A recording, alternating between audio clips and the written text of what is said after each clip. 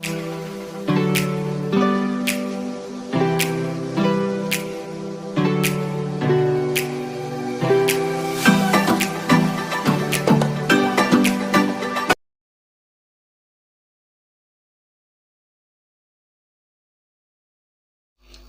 दोस्तों, मैं हूं विनोद शर्मा और आपका स्वागत है हमारे YouTube channel the plus point में। दोस्तों, आज की वीडियो में बताएंगे आपको गुरुत्वाकर्षण के नियम किसे कहते हैं, और साथ में जैसे कि जो गुरुत्वाकर्षण का नियम है उसको हम न्यूटन के गुरुत्वाकर्षण का नियम से भी जानते हैं।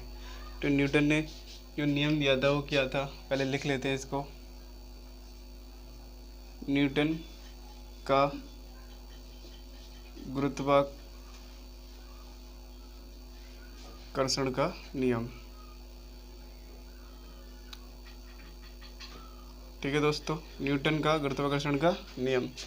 ये न्यूटन का गुरुत्वाकर्षण का जो नियम होता है वो किस बेस पर आधारित होता है, यहाँ मैं समझा देता हूँ। जैसे कि दो पिंड है, ठीक है, ये दो पिंड, ये m1 द्रव्यमान का है और ये m2 द्रव्यमान का है। तो दोस्तों, इसके बीच की जो दूरी होती है, ठीक है, तो इस पर जो इन दोनों पिंडों के बीच में जो लगने वाला आकर्षण बल जो होता है वो दोस्तों इन द्रव्यमानों के गुणनफल के समानुपाती, जैसे कि इधर लिख देता हूँ, तथा इनके बीच की दूरी के वर्ग के व्युत्क्रमानुपाती होता है। तो F व्युत्क्रमानुपाती 1/r²। ठीक है, तो इसको इधर से मिटा करके मैं इसको सही से लिख देता हूँ। तो इधर लिख देता हूँ, यहाँ पर दो पिंडों के बीच लगने वाला आकर्षण बल। तो सबसे पहला द्रव्यमानों के गुणनफल के अनुक्रमानुपाती होता है, तो F अनुक्रमानुपाती m1 m2 और F अनुक्रमानुपाती 1/r²। तो दोस्तों, इसको समीकरण 1 मान लेते हैं, इसको समीकरण 2 मान लेते हैं। ठीक है दोस्तों, फिर हम क्या करते हैं, समीकरण 1 व 2 से, ठीक है, तो हम इसको इस तरीके से लिख देते हैं, m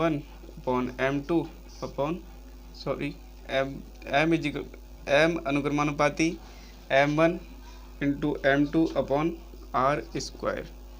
ठीक है, जब दोस्तों अनुक्रमानुपाती का चिन्ह हटाते हैं तो एक कांस्टेंट आ जाता है, जैसे हम g बोलते हैं, तो m1 m2/r²।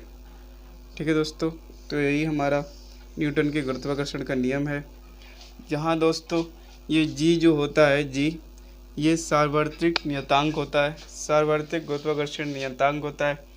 इसका मान दोस्तों 6.67 × 10⁻⁻11 होता है। ठीक है,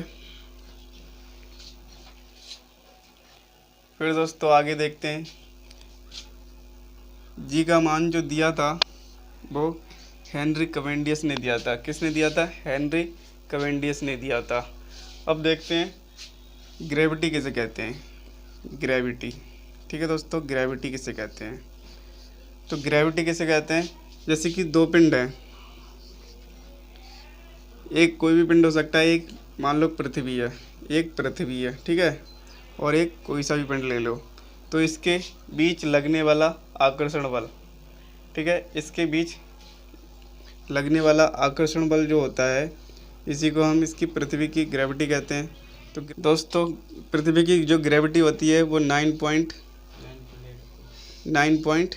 होती है। ठीक है दोस्तों, ये ग्रेविटी होती है इसकी।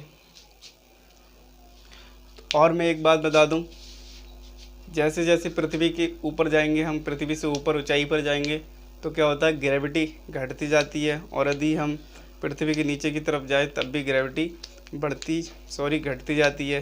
यदि दोस्तों हम पृथ्वी के ध्रुवों पर जाएं तो क्या होगा, ग्रेविटी बढ़ जाती है, और जैसे जैसे जो पृथ्वी होती है वो घूर्णन करती है, तेज़ गति से घूर्णन करेगी तो ग्रेविटी कम होगी, और यदि वो स्लोली करेगी तो ग्रेविटी बढ़ जाएगी। दोस्तों, उम्मीद करता हूँ कि ये वीडियो आपको अच्छी लगेगी। यदि वीडियो अच्छी लगे तो इसे लाइक